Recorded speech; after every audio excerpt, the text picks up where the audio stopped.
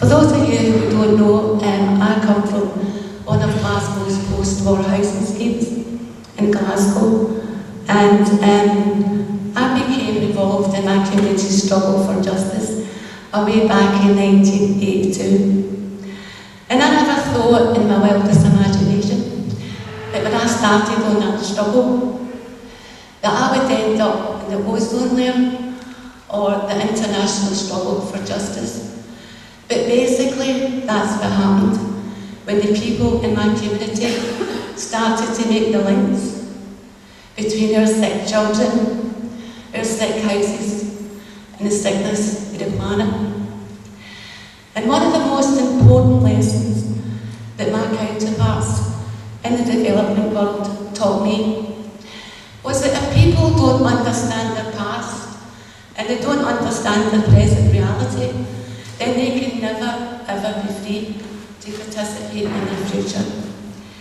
And that's why I feel that my story is so important, because I feel it's not my story, it's everybody's story, because it's a social history of the psychological, social, economic war that people in communities like ours have had to tolerate for over 30 years. And the reason why I named the wee yellow butterfly was when I was in Nicaragua in 1992. I was talking to a community who were living the life of a rubbish tip. And I says to Alfonso, Alfonso, I'm absolutely fascinated with all these wee yellow butterflies.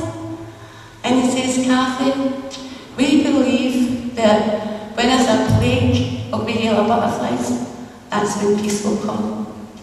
And I started to think how that we're all like butterflies, how we can flutter in each other's life and we can pollinate it. Or else we can be like the mosquito and drain the life of many people. So I hope my book becomes a bestseller and then we all end up with 3 butterflies.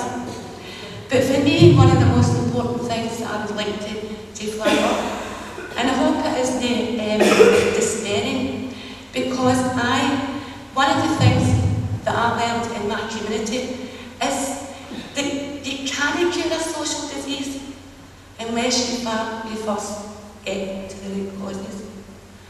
And so in the 1980s, when people in my community, when Britain was structurally adjusted and millions of people were supposed to live on a gyro, I couldn't understand really what was going on until all the propaganda started. All the propaganda that people in these communities were lazy, they didn't want to work, and that these people were out working to keep them. And the sad thing about it is, when the propaganda started, the people in the community started to internalise it. And so their values and principles were taken over by the values and principles of an elite media. Basically, I feel that's what happened. But what I really started to understand was that the people in these communities were being subjected to war. Because people kept talking about the global market economy as being free, but in reality, in my community, it was enslaving everybody I know in a poverty trap. And Tim was right about the wealth in this country, no trickling down. We could see that it was gushing up to the poor sods and us. And so basically I realised, hold on a wee minute, this is the war without bullets.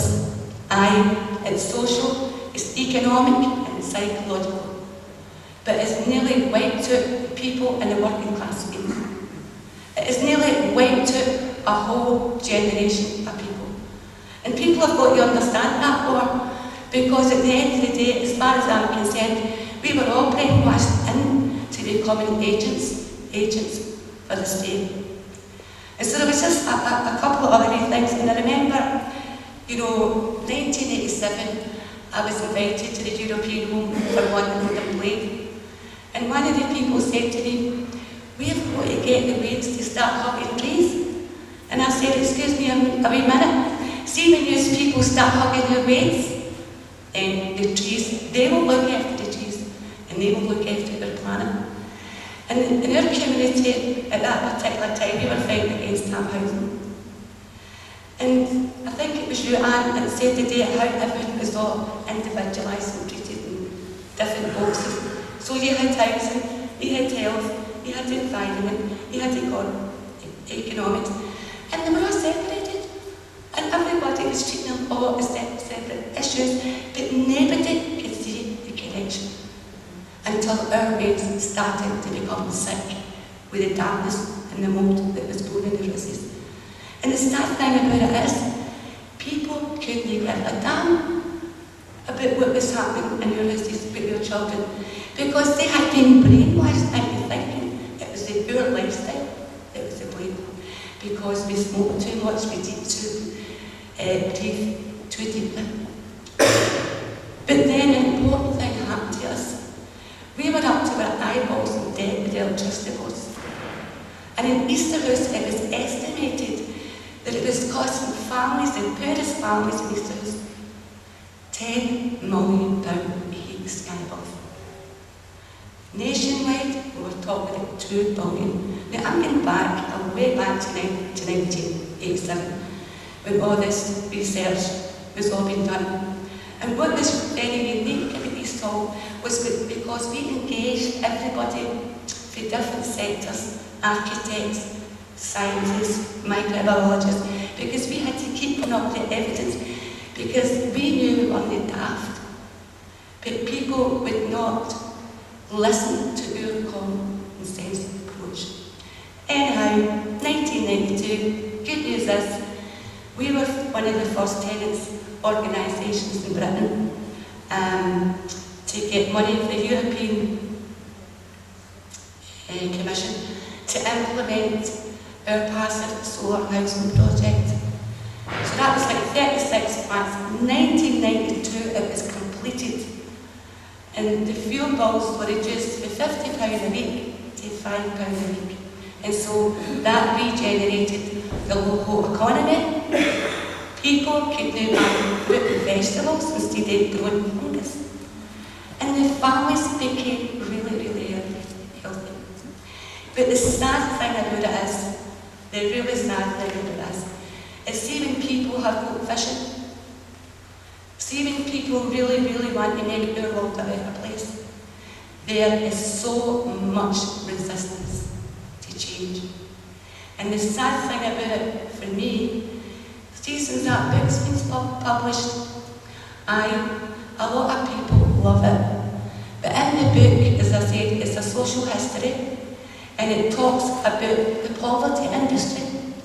Because people in my community were working 24 hours a day trying to improve our situation. And we had people coming in from outside treating the symptoms, and we were trying to tackle the cause. And then it dawned on us, excuse me, these people are dependent on our poverty. They are dependent on the symptoms of poverty and inequality, and all the social problems it creates. Like the doctor, when I went to the doctor, says, well, I'm depressed. And he says, well, we need antibiotics. And I says, hold on a minute, you just treat the symptoms of my health problems in the same way as the housing department are treating the symptoms of our darkness. I want you to give me a prescription or a warrant, drive home, and a job for my husband. And so that's the kind of sort of a struggle that we've been involved in. But my whole struggle really has enabled me to see that faith, it isn't a belief or not, it's not an opinion. Faith is really the spirit I feel in action. And hope is not just an expectation. For me, it's a brightness created whenever our skies are blackest. And for me, the greatest charity of all is the love exercised by human kindness, in which is the very heartbeat, I believe, your creation.